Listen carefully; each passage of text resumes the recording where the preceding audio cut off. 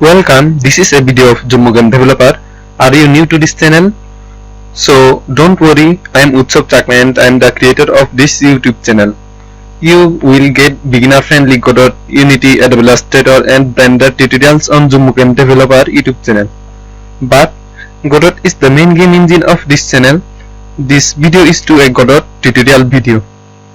We have discussed fundamentals of Godot before on this channel on other videos. If you want to learn them, check those tutorial links in video description. Today we will learn something easy but useful thing, and that is called inheritance. You know, scenes are like different rooms in Godot. Scenes can be main menu, gameplay window, about window, level 1 scene, level 2 scene, etc.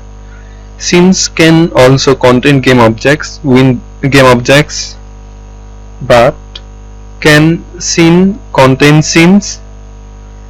Yes, scenes can act like nodes, like game objects in Godot, and scenes can contain scene. A scene is not only be a main menu or level, they can act like certain game objects, such as players, enemies, bullets, game objects, etc. And in Godot you can take a scene under another scene. Yes, the same TSCN formatted file can be under another same TSCN formatted file. For those who don't know what is the TSCN format, they might be new to Godot. I think you should move to my channel, get some experience about Godot there. For now, I'll shortly say that TSCN is a format of scene files in Godot. This scene file can act as game objects in Godot, and this rule is called inheritance. The scene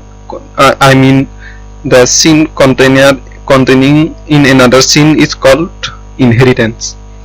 How can inheritance be useful? Well, you can make a scene where you have made the enemy, and then you can make another scene for making the level. Then if you want now to place the enemy scene that you have made as a game object in your level, by inheritance you can do it under your level scene. By inheritance you will place the enemy scene in your level. Also, if you can also you can place them any numbers of enemies on the place anywhere of that level scene. For those who are switching from Unity to Godot, they might know in Unity you can make prefabs as players, enemies, obstacles, etc. and then place those prefabs under scenes. But in case of Godot, you will take scenes like prefabs under another scene by inheritance. There you will use inheritance. Okay, well, I hope you now know what is inheritance in Godot. If you want to do this by code, click the certain link in description to learn it. By watching it, you can actually know how to do inheritance by code. Now let's see how to do inheritance by visuals. I actually wanting to show you by recording the screen, because without of visuals, understanding this can't be completed, I think. You can see I have set it up a quick scene. I had set it up even more before many months ago, and I told you guys that I will upload this project tutorial. How to make this project.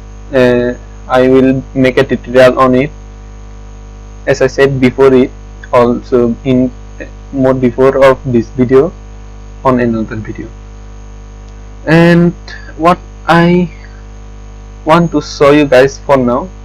I will make the tutorial after I had covered every basics of Godot, but for now let's not waste time on the tutorial. Let's quickly show you how to quickly show you two ways of inheriting scenes on here. You can see I have a player on here and I also have an enemy.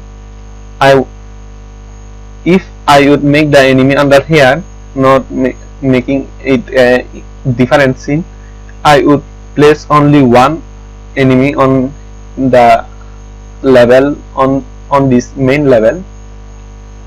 But as I make it, before that I want to also say that you would also duplicate your enemy on if you make it under this main root, but that can be actually performance heavy. On now, if you just make this enemy scene on here, this is this enemy TSCN. Just if you just drag and drop it like this, it's too big, not big, okay, whatever, you can just drag and drop it right here like this.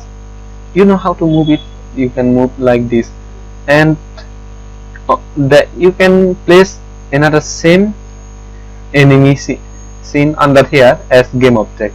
On here you can see I have placed two. One is child of another. Okay, now I fix it. That's why I think it was a bigger than this one.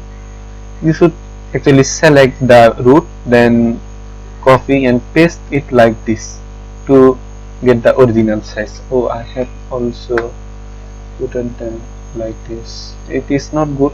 Okay, that's how you can actually place. That is the one way that you can place enemies on your scene. But there is another way. I haven't tested it if it will work. I rarely use it. I rarely use this way, not this. Actually, by clicking on here, you can get every scene that you have and check them out if you want by clicking on here. But this is not for checking the scenes. Actually, this is for inheriting scene by another way. If you want a scene, this one to place, you can place it by selecting on the file that you want to inherit and by clicking open. I don't want to actually select this or this to, I don't want these three files to open. I just want this file to open.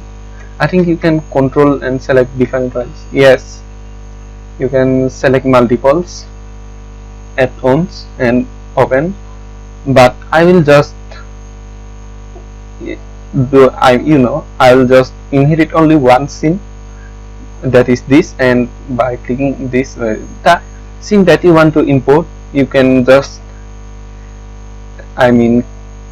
click on that and then click open. As I want this scene to inherit, but from here I just clicked there and clicked open. It came again. I selected it again. Whatever, that's not a problem. But now another extra thing that I think you should know about. I will just delete it first. Delete them by clicking the delete key on keyboard. I shortcutly trying to delete it. Okay. Now, if you want this player to make an inherited from another scene, how you can do that? I think I have said it wrongly in English. Okay, whatever. You will understand what I am trying to do. Just watch. I have right clicked on the player. You can do this to the same thing that you want on the object that you want to do this, that I am now doing. And there is an option called save bench as scene. Click on there. Now you can save this player as another scene on where you want to put it. I want to put it under the resource files, I mean the main directory where I make my project, and under that directory there is a folder called scenes, and there I want to save it. You saw how I did it. I just double click the scenes folder. You might know about it.